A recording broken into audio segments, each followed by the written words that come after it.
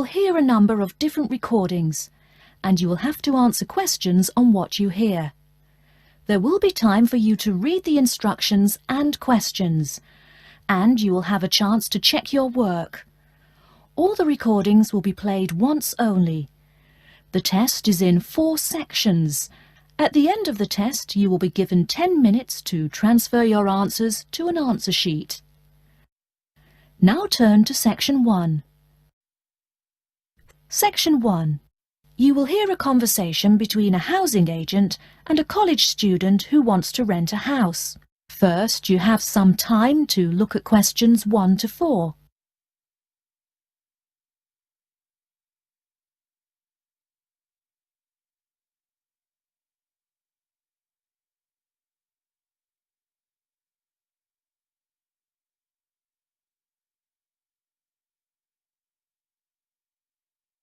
You will see that there is an example which has been done for you. On this occasion only, the conversation relating to this will be played first. Good afternoon and welcome to Habitat Hunters. You must be Joseph. Yes, that's right. You said on the phone that I could come by at 2 o'clock. Sorry, I'm a little early. No problem at all. In Calgary's market, you have to move fast if you want a good apartment. Actually, I'd settle for almost anything. I've been here 10 days and the hotel is ruining me. My father has me on a strict budget. Sit right down here now, sir. Let's talk a little about the places before we go have a look. Now, we have 4 apartments available. Okay. Could you tell me more about those 4 apartments? Sure. The first one is on Beetle Road, just a block off campus. It's a 3-bedroom with a bathroom and a living room and a great Italian restaurant right next to it. The agent says that the first apartment is a 3-bedroom apartment with a great Italian restaurant right next to it. So, restaurant has been written in the space. Now we shall begin. You should answer the questions as you listen, because you will not hear the recording a second time. Listen carefully and answer questions 1 to 4. Good afternoon and welcome to Habitat Hunters. You must be Joseph. Yes, that's right. You said on the phone that I could come by at 2 o'clock. Sorry, I'm a little early. No problem at all. In Calgary's market, you have to move fast if you want a good apartment. Actually, I'd settle for almost anything. I've been here 10 days and the hotel is ruining me. My father has me on a strict budget. Sit right down here now, sir. Let's talk a little about the places before we go have a look. Now, we have 4 apartments available. Okay. Could you tell me more about those 4 apartments? Sure. The first one is on Beetle Road, just a block off campus. It's a 3-bedroom with a bathroom and a living room and a great Italian restaurant right next to it. How much? Well, it's $435 a month, including internet and utilities. Okay, that sounds reasonable. Any drawbacks to the house? There's a really big garden, but it hasn't been taken care of over the years and is just too big to clean up nicely. That sounds okay. Tell me about the next option. The other 3-bedroom apartment is on Oakington Avenue on campus. It is right near the building where you have classes, and the kitchen and living room are newly furnished. Wow, that sounds like a pretty good option. Well, it is a cool apartment, but since it's a dormitory, the living room, bathroom, kitchen and washing machine are all shared. It would be nice not to have to buy living room furniture, though. And how much is this one? $400 per month for a bedroom with an air conditioner. For a bedroom without an air conditioner, you would pay less, $340 for it. Yikes! Even with the air conditioner, it sounds really inconvenient to have to share facilities. I'll never cook if I have to walk down the hall to use the kitchen. Yeah, that's true. Before you hear the rest of the conversation, you have some time to look at questions 5 to 10.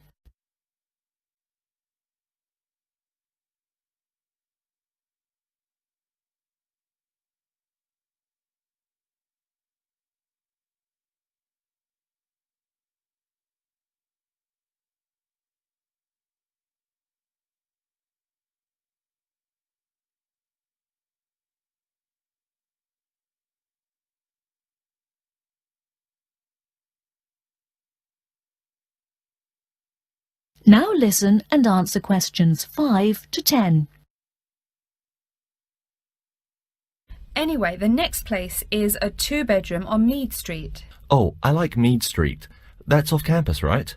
Yep, it's pretty cool, but it only has 2 bedrooms plus a living room and a study. But I want to live together with my 2 friends. So you could make the study into a small bedroom if you end up living with them. Also, we guys will want a TV and DVD player since we're all so much into movies. Well, this place has a great TV and VCR, but no DVD player. No DVD? That's so weird.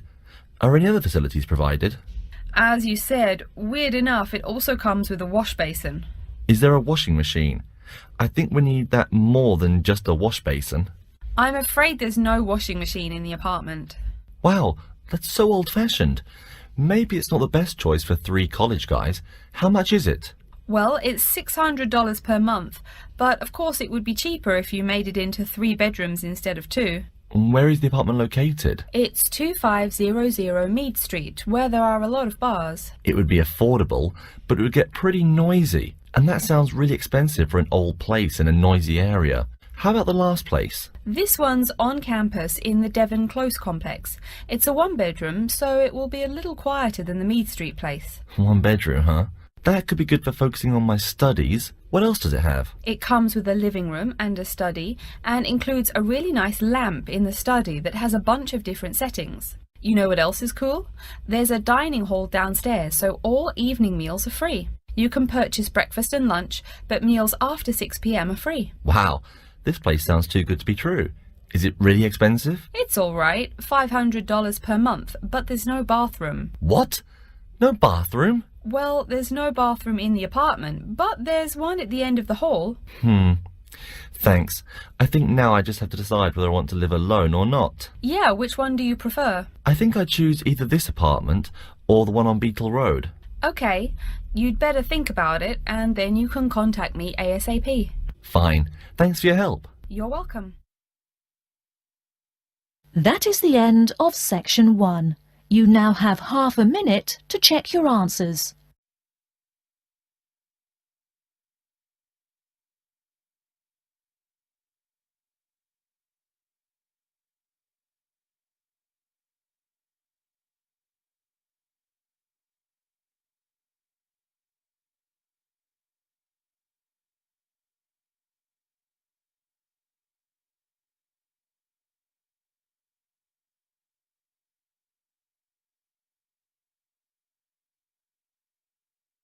Now turn to section 2.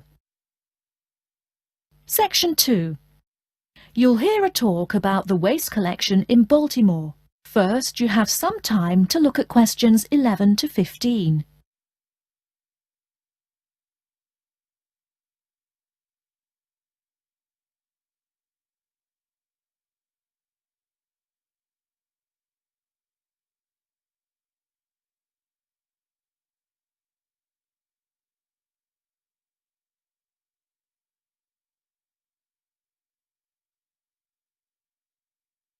Now, listen carefully and answer questions 11 to 15. Hi folks, my name is Loretta Johnston, and I'm here from the Baltimore Department of Public Waste. Thank you for coming out to our community meeting tonight. I've got a few words to say about the waste collection here in Baltimore. First, there's the sorted collection bins themselves. They're made of sturdy, solid material, so none of your trash can seep out or puncture the bin. Also, since these things sit out on the curb overnight, rain or shine, they have to be waterproof.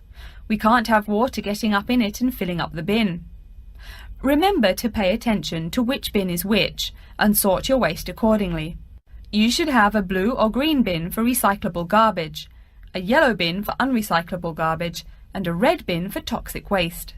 Our citywide waste management is divided into 2 services. The first is commercial waste collection, or trash collection from buildings. The majority of building waste is paper, which goes in the blue or green bins. You'll notice in your office buildings there are signs that warn you not to overfill these bins. All that paper adds up, and an overflowing bin is infinitely harder for collectors to carry to the truck and empty. Aside from paper, Another large source of building waste is metals.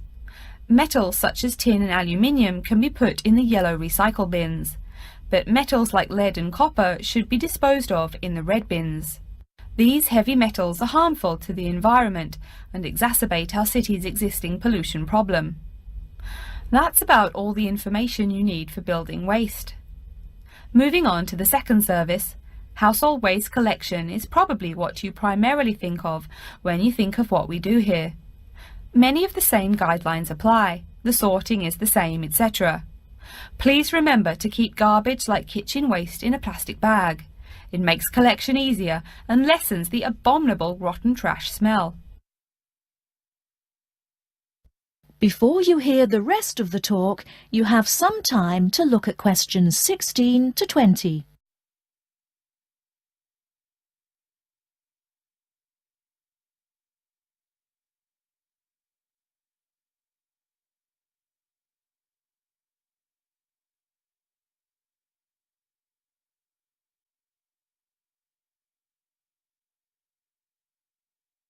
Now listen and answer questions 16 to 20. So, after we take your trash away, what happens to it? We take all the garbage to one of a number of garbage disposal plants, each of which is located in the middle of an open space of some sort. No one wants to have their home or office right next door to a waste disposal plant, right? Waste is collected and then disposed of once every 4 weeks. A lot of trash can build up in that time, so we're in the process of developing a plan to fund collection more frequently. Ideally, it would be collected weekly, but we will likely have to settle for bi-weekly. The garbage trucks make their rounds to clear the bins at night in order to avoid traffic. I'm sure you've seen how much waste your own household produces in a given week. Now imagine all the trash produced by all the households in Baltimore. It's a lot, right? It may surprise you that this amount is only marginal compared to commercial waste. Yep, the main waste producers are actually businesses, industrial facilities, retail and offices. Hard to believe humans produce that much waste, right? No wonder we have pollution problems. Anyway, after all incoming waste is sorted, recyclables are sent to a recycling plant, while garbage and toxic waste are transported to their respective areas of the plant for treatment. Items such as stones, which should not be disposed of in our bins, are separated out and discarded. Once the trash has undergone the treatment process, it is compacted and disposed of with all the other trash.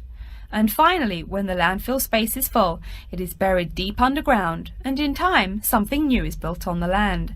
That's everything about waste collection. Thank you for listening. Are there any questions? That is the end of section 2. You now have half a minute to check your answers.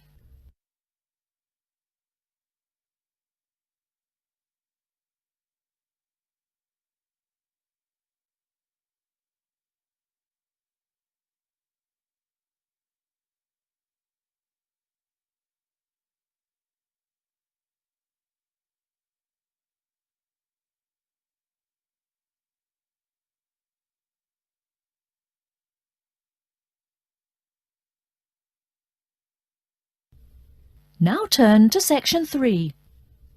Section 3. You will hear a student called Julie talking to her classmate named Ricky about a new essay that Professor Johnston assigned. First, you have some time to look at questions 21 to 24.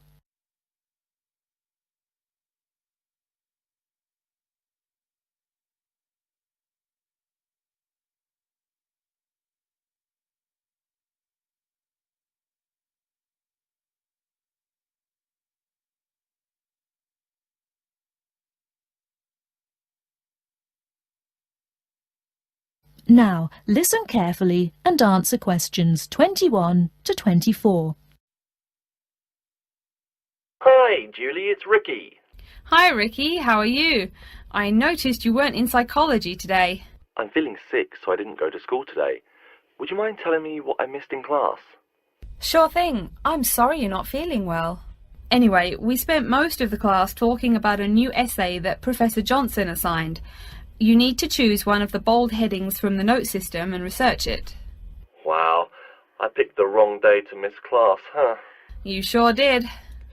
Could you tell me the specific requirements of this paper? Sure.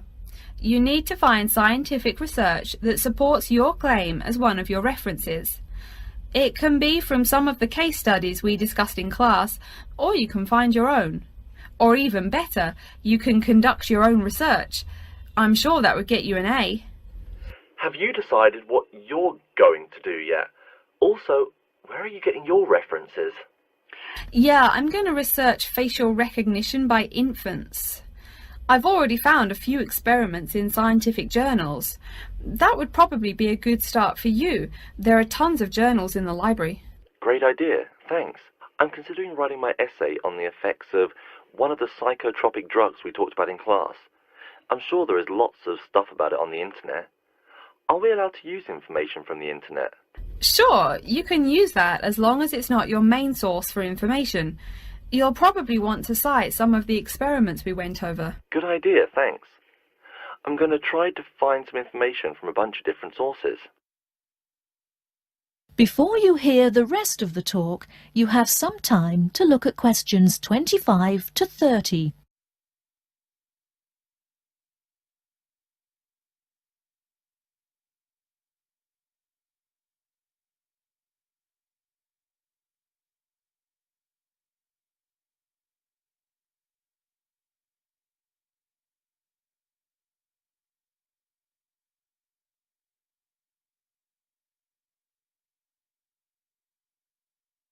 Now listen and answer questions 25 to 30. Are there any specifications on how the essay should be written?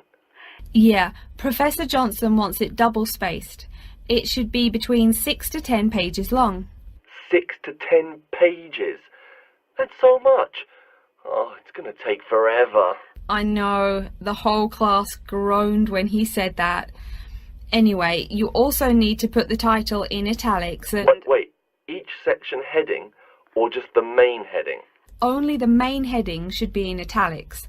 I think section titles are supposed to be in the same format, but maybe in bold. You'll have to check that in class next time. Oh, okay. So I take it that the report has to be typed, since there are so many requirements. What are the other formatting requirements? Yep, it's got to be typed. Aside from that, there are still a few more specifications. You should number each page. Make sure it goes up in the top right corner. Okay, I'll make sure to write that down. I always forget to number the pages. Do we need to title and date each page too? You need the shortened title on every page, but no need to include the date. That should just be on the cover page. Okay, thanks. No problem. Also, make sure the margins are 3.25 pixels wide. What? I'm not even sure how to do that. Oh, it's okay, I can show you. It's really easy. I think that's all the directions he gave us. A lot of formatting requirements, but we have the freedom to research many things that we like, so that's good. Oh, I almost forgot. Remember to put down your ID number on your report. Thanks so much for your help. I'll see you in class Monday. No problem. Glad I could help. See you later. That is the end of section 3. You now have half a minute to check your answers.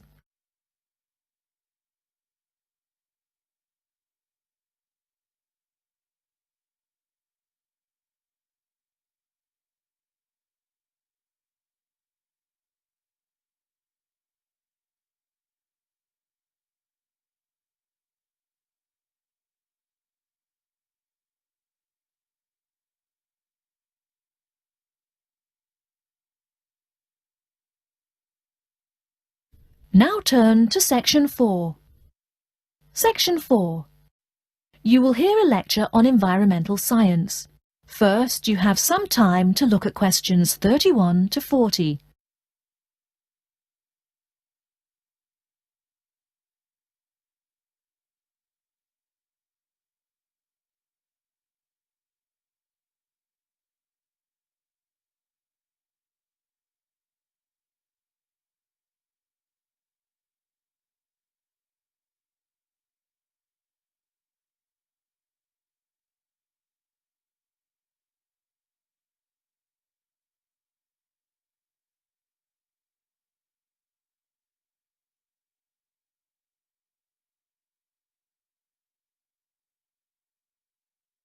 Now listen carefully and answer questions 31 to 40.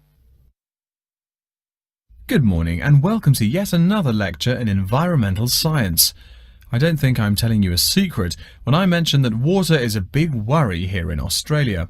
The stuff is scarce. Perhaps that's why we drink so much beer, eh?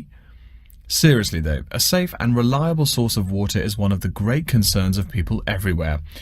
Moreover, as the world population grows, the pressure on existing water supplies grows greater and greater. Think about it. Our economic system demands that there be more and more consumers. The growing number of people has been tied to climate change, including droughts. So more people means less water. But our economic system demands a high birth rate.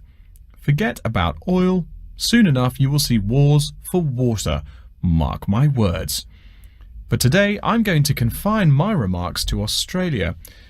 As noted already, here down under the water supply is extremely scarce. The only drier continent is Antarctica, and remember, no one really lives there anyway. Moreover, in recent years, the wind patterns have changed. Rain that used to fall on the country now falls out to sea hundreds of miles to the south. Now, when I speak of people needing water, most of you probably think of drinking. Certainly everyone needs water for drinking, but surprising as it may sound, drinking is not anywhere near being the main use for water. Most water is actually used for washing. When you take a shower, you probably use well over 100 litres of water. Every time you flush your toilet, that's about 8 litres, but most people drink no more than 2 litres or so per day.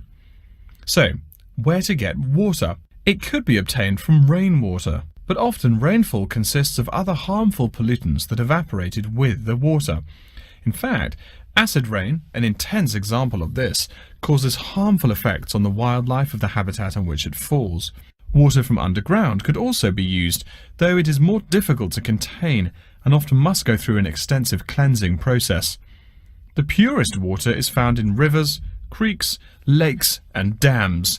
And, sad to say, Australia has precious few of these. Really, how many of your hometowns have rivers? Year-round rivers, I mean. The soil tends to be sandy, so water soaks into the ground. Many places are rocky too, so 87% of the rainfall is lost to evaporation. That's almost twice the evaporation rate in my native Canada. Speaking of rain, we already heard how rainfall is diminishing here in Oceania. The quantity itself isn't the only problem either. Going back to the problems with obtaining rainwater, a further problem is that rain is a useful source of water only if air pollution is fairly mild. Again, you're in a situation where you can't win. You need water where most people live. People tend to build cities where rainfall is adequate, but then modern cities tend to feature polluted air, which renders the rain far less easily usable. Okay, let's take a look at the table here. You'll see it showing the relative pollution of rainfall in the world's cities. The more people, the dirtier the rain. This is becoming a huge concern for people in the West who want their water to be pure and safe. Though reliable drinking water is important everywhere, the concern in the West is reflected in all the government regulations and political campaigns aimed at solving this problem. In contrast, there are not as many demands made on the governments in Asian and African cultures to improve the water, as their focus is on other issues. Now, whatever the source of water, we can never afford to forget that all water is highly vulnerable to contamination. Whether we're getting it from the ground, from bodies of water or rainfall, it is susceptible to a variety of toxins. In fact, that's why we clean it before using it. Water carries with it filth and dirt. This problem shows up in a number of different ways. As humans and all other animals need water to survive, it's no surprise to us that one of the most important domestic uses of water is for drinking. Yet, if you have old-fashioned lead pipes, you may slowly be poisoning yourself by drinking that nice clear water. The industrial pollution, farm chemicals and leaky landfills are well-known sources of contaminants as well. So what is being done to ensure we Australians a safe and steady supply of drinking water? There are a lot of initiatives that make admirable efforts to remedy this issue. We'll be talking about this when we meet again on Thursday, but as a preview, I can tell you that so far the amount of real solutions that have been produced is not nearly adequate. Traditionally, we've been very free in this country. That means that every person and every province tend to go its own way. So the mechanisms for water management are, in a word, insufficient. To begin seeing how this is so, I want you to read something before our next class. Though a lot of previous data on water usage and water management are inconclusive and have thus caused quite a concern, we can learn a lot from the contents of reports written on the subject. The basis for the government's water policy is the 1989 White Paper reporting on water use, present and future.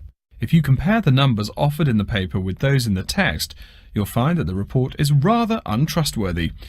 Truth being told, I'm being too kind when I say that. That is the end of section 4. You now have half a minute to check your answers.